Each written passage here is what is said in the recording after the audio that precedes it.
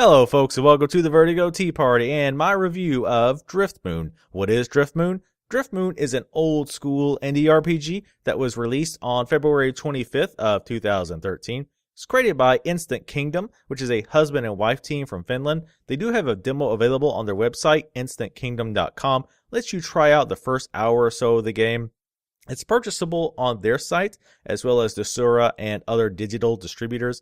It's available for a limited time for about $12 and will eventually go for $15. They're currently donating 15% of the profits to the Red Cross. There's 4 difficulties to choose from. I played on the default, which is the second easiest. It has a very simple stat and skill system. You can choose new abilities via a standard talent tree. You get 1 talent point per level. You also get 1 stat point per level to put into strength, agility, dexterity, constitution, or intelligence. There's no classes or magic. It's mostly melee or bow, but later on you do get a staff that will shoot fire or ice bolts. Combat is a simple affair. You auto-attack targeted enemies and you can use special attacks such as a shield bash or arrow rain by expending mana. You do get allies, but other than outfitting them with weapons and armor, you get no direct control over them in combat. They can't die, they become dazed when they run out of hit points, and they'll recover once out of combat. For those who are looking for deeper combat and multiple varied classes, you may be disappointed in this particular facet of Driftmoon. There's also a crafting system which allows you to create your own arrows, health potions, and other items from materials you find in the world. This becomes very handy, and I used it quite often. Driftmoon is a very charming world. It's full of interesting characters and amusing, quirky dialogue. The story is quite enjoyable. Some interesting time travel components which I did not expect, but I really enjoyed the way that they were used.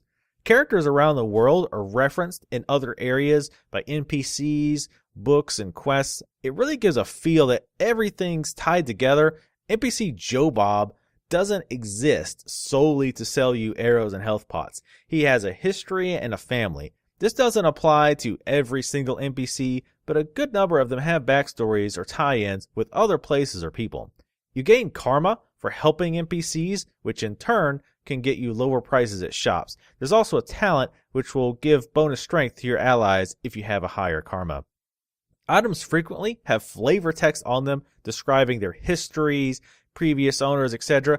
I really like this. This is a nice touch that's missing from a lot of newer RPGs. It makes you feel like that item has a history. It wasn't just laying there for you to pick up.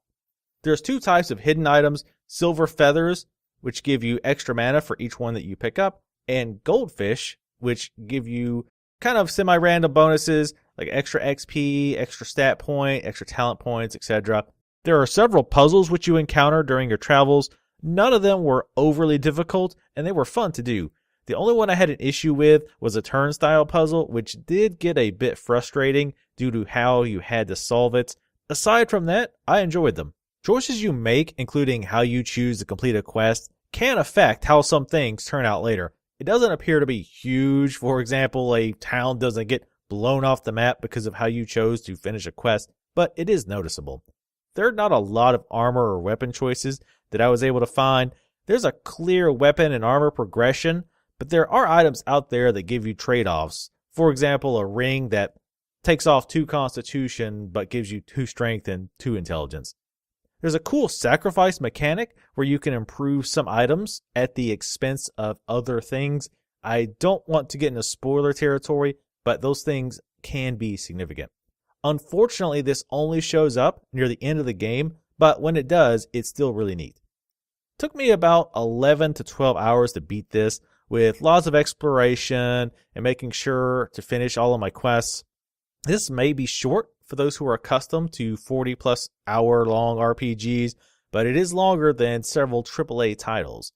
It does have mods, which have extra content or can change things in the game. For example, there's a mod that will change spiders into cuter enemies with googly eyes, for those of you with a strong displeasure for the 8-legged enemies.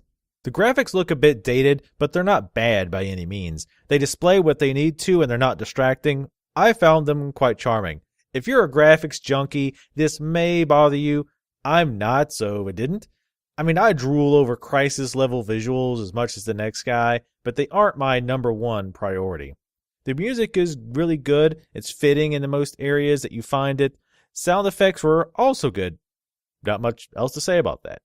So what are my final thoughts on Driftmoon? My final thought is that Driftmoon is awesome. You have feel-good movies. To me, this is a feel-good game. I simply felt happy while I was playing. It's hard to describe beyond that. The simpler mechanics led to a more relaxed playstyle. I wasn't fretting that I didn't pick optimal stats or talents. I chose what I wanted to pick based on what sounded the most interesting, not necessarily what made me more powerful. It's a very fun, charming, and quirky world with a lot of humorous writing, interesting, lovable characters. Now, don't misunderstand, there are some darker moments, and you can always boost or lower the difficulty at any time. So for those wanting more of a challenge, you definitely can bump it up. There are also things that I would change. For example, a little bit better of an inventory system, in particular, a paper doll for your playable character. Also, some more loot options, as those were pretty sparse. Overall, it was an enjoyable, charming experience that I recommend to all RPG fans. My rating on a scale of 1 to 10 would be an 8. It's great fun for long-time RPG players. It's also a good starting point for someone who is new to the genre. There is a demo available at instantkingdom.com, so if you aren't convinced, you can give it a shot while sipping on your evil berry tea. If you like it, please vote for it on Steam Greenlight. I'll have links below to everything that I've mentioned. And I want to thank you guys for watching. If you've tried the game, please leave comments below. Let me know what you've thought of it. Also, let me know what you've thought of this review, and I will see you next time.